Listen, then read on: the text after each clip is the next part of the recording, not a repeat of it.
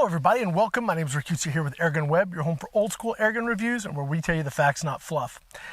Today we're going to be shooting an Air Arms, and I'm kind of going to go back in time a little bit here.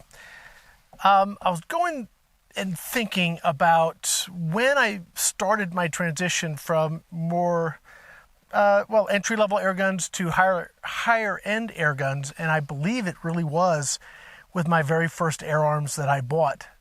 It was a 177 S510 in a green poplar stock. Still have it. I don't know how many years that was how far back that goes, but that was several years ago, probably 6 or 7 years.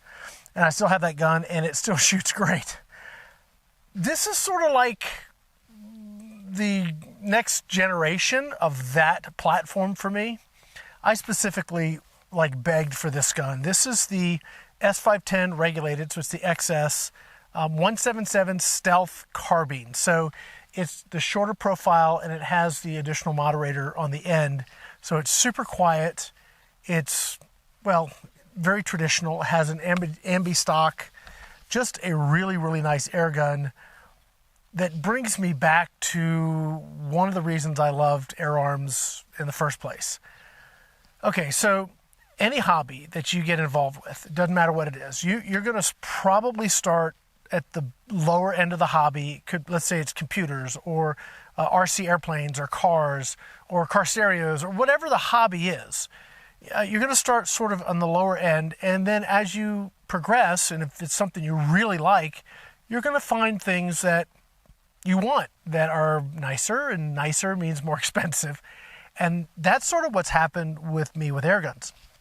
So in the beginning, maybe $100 was, wow, that's a lot to spend on a quote air gun. And I was thinking I will never quote unquote spend X amount of dollars on an air gun. That has changed dramatically, and I've spent lots of money on air guns over the years because I've progressed in the sport, I've progressed in the hobby, and nicer things cost more money. Air Arms makes really nice air guns. Why I like this so much, I have a pretty big backyard here, like several hundred acres of a big backyard. But my backyard in Havasu, which is where I got my first Air Arms, I maybe had 20 yards. On the best day, maybe 21 yards if I shot down the side yard. It was tight. And that's, I think, probably more typical than not, I guess, in more suburban backyards. I would imagine that they're not huge.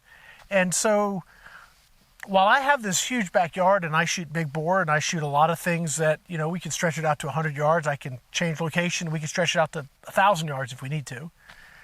The idea that that's the exception rather than the rule. Air guns are perfect for backyard plinking and fun. That's why I got into the air guns in the first place, because I could shoot them in my backyard and just have a good time with something I really enjoy doing, which is shooting. So I've kind of set up a 30-yard target and a 50-yard target, and I'm going to kind of demo why I like Air Arms for this type of environment, for this type of shooting, and we're going to kind of see how it does. I do have my Crony set up, and we've already reviewed this gun. This is not a new entry on the channel. I've had this gun for a while. I just haven't shot it in a while because I've been so focused on power or long range or whatever. And I wanted to get back to kind of demoing why I like guns like this. Even though you may have a short distance, they're still worth, if you're advancing in the sport, they're still worth it. And they're a lot of fun to shoot. And there's good reason why you would want to look at something like this air gun. Okay, so I've got the Bullfrog target set up at 30 yards. And we're going to work our way down to the tiniest little target. The tiniest little target is really, really tiny. The pellet impact covers 3/4 of that target. So in 177, you can imagine how small that is. Let's see how we do. Now, I am running a Hawke Frontier scope. If you're going to have a really nice air gun, you want to have a really nice scope. This is a Hawke Frontier first focal plane. Let's see, the magnification is just to 20. So it is their 4 to 20. It's a really good field scope if you like going out and hunting small game. This would be a great scope. On that subject, again, propaganda will tell you you need lots of power and big calibers to go small game hunting. No, you don't. You need an accurate gun. This gun is very accurate, and if you're, plinking squirrels or taking pests out of your garden, or you're actually, like I could take this, I would have zero issue shooting at 50 yards at game and have great confidence that we're going to drop it. We're going to demo that today too. So enough talking, let's do some shooting. We'll get some crony numbers just so you guys can hear sort of what the consistency is. And let's see, I am set up again here at 30 yards. We're going to take a shot at the first target. Now I do have this sighted for 50, so I'm having to aim a little under. So I'm using the mil dots or the indicators above the reticle, and I'm aiming about 1 mil under. Let's see how we do here. Oh, well, you know what? One of those things, pro tip, and I think I've had this pro tip before, you need to load the magazine and cock the rifle before you take your shot. Let me do this. We'll be right back and do some shooting.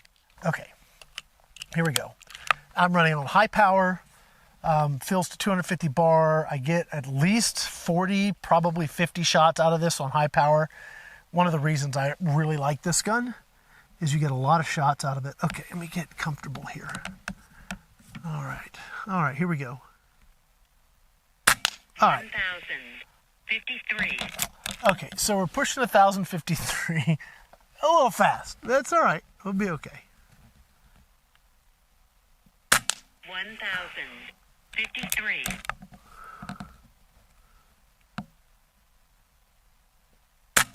1,048. It's tougher when you get to these little ones. 1,051.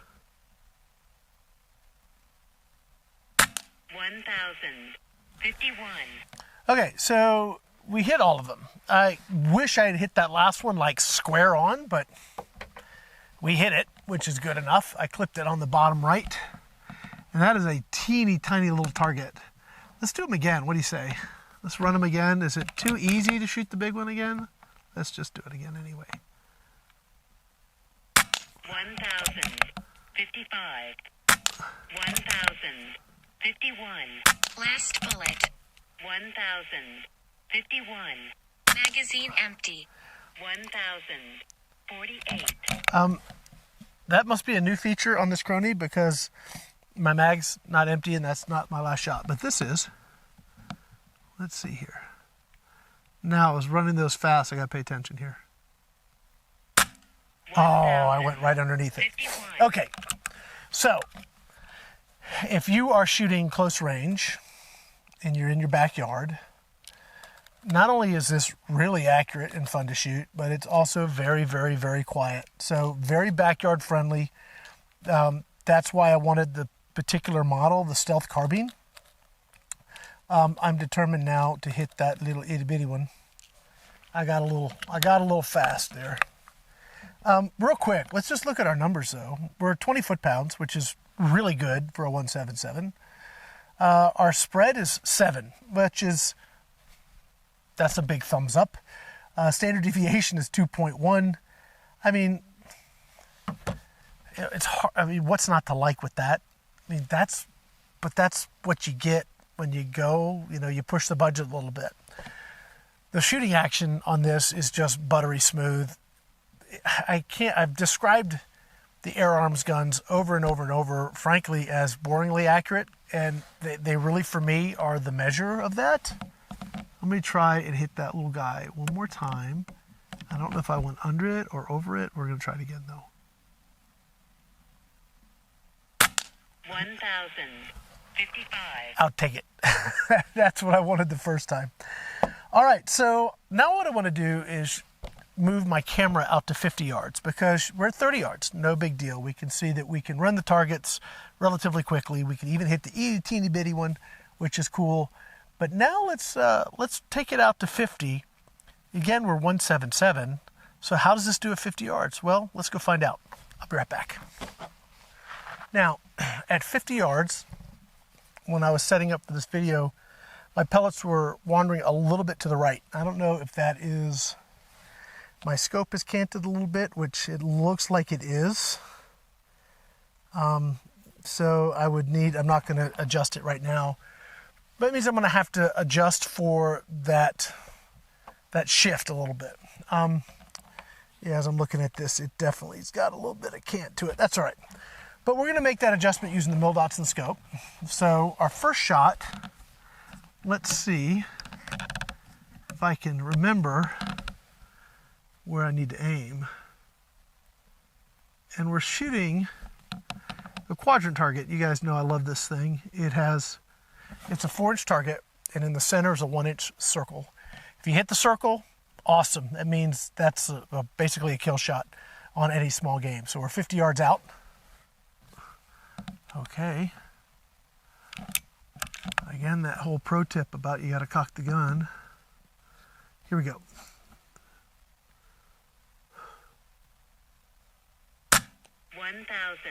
Okay. 53. That was way off. Let's try that again. I'm going to aim dead center. Let's see what we hit on the paddles. 1051. Okay.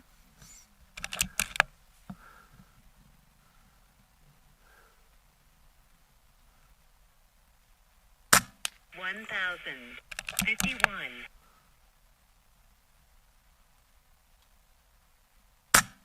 1058. Last bullet. It's not my last bullet.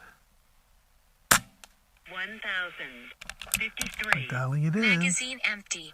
It's not empty. 1055. There it is. 1051.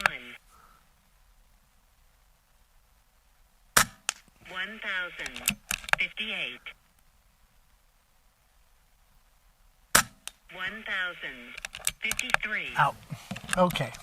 Now that I know where to aim, I tell you, I really like that quadrant target because it gives you instant reference of where you're missing. I mean, sure you can do that with paper too, I get it, but it's really, I really like the reactive targets. I love the fact that the paddles let you know you're up, you're down, you're left, you're right, and then when you're hitting the dead center, it's very satisfying.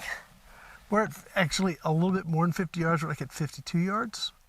Let's see how many times we can hit dead center if I can hold a good hold here. 1053.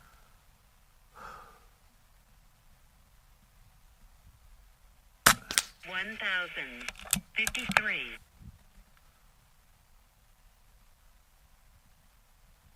1055. Last bullet. It's not my last bullet, dang it. 1048. Magazine empty. No, it's not.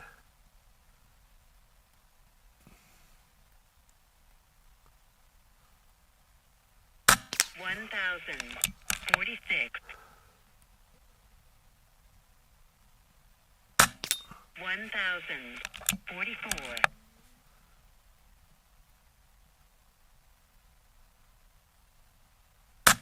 1037. Where am I? A few more shots. We're going to wrap this up here.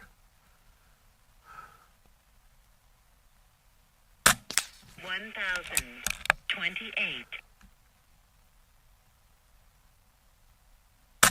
1028. We've definitely started to drop a little bit.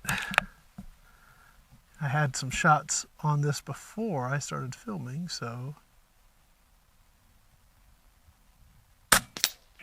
Okay. 23. All right. You guys get the idea. Whether I'm shooting at 30 yards or 50 yards, dadgum, this thing can really drill it. I would like to, you know, if I was going to shoot this, like actually go hunting and do, you know, some serious shooting, I would want to get the scope centered. Right before this video, I just grabbed a scope off the bench and threw it on the gun, and yeah, that's how much time I've got into this today. I absolutely love what Air Arms brings to the table, whether it's a 177, 22, or 25, whether it's the traditional or it's their new tactical. The guns just shoot. And I get that people are looking, sometimes they want more power, more range, more, whatever. That's not where these guns fit per se. They're not 150-yard guns. They're not really 100-yard guns, but they are solid 50-yard guns. And if you've got 50 yards to shoot, or if you've got 30 yards to shoot in your backyard, something like this is really, really ideal. I hope that's been informative. I really like Air Arms air guns. You guys already know this. Not a secret. It's still my favorite brand of all of the ones that I get to shoot. And this is sort of why. It just, to me, it takes me back to the beginning when I really started to understand how the progression in the hobby worked and why nicer things are nicer. I guess that's going to be it. I hope you guys enjoyed it. Hopefully it was entertaining, educational, or you got something out of it. And please let us know in the comments, what you think of the content we're putting out. And if you like it, please like the channel and subscribe and hit the notification bell. That really does help us out. And please check out our other channels. There's Modern Airgunner and The Gateway to Airguns. Both of those are channels that we run. And we try and bring you as much really cool airgun information as we can. My name's Rick Kutzer here with AirgunWeb, your home for old school airgun reviews, where we tell you the facts, not fluff. Thanks for watching.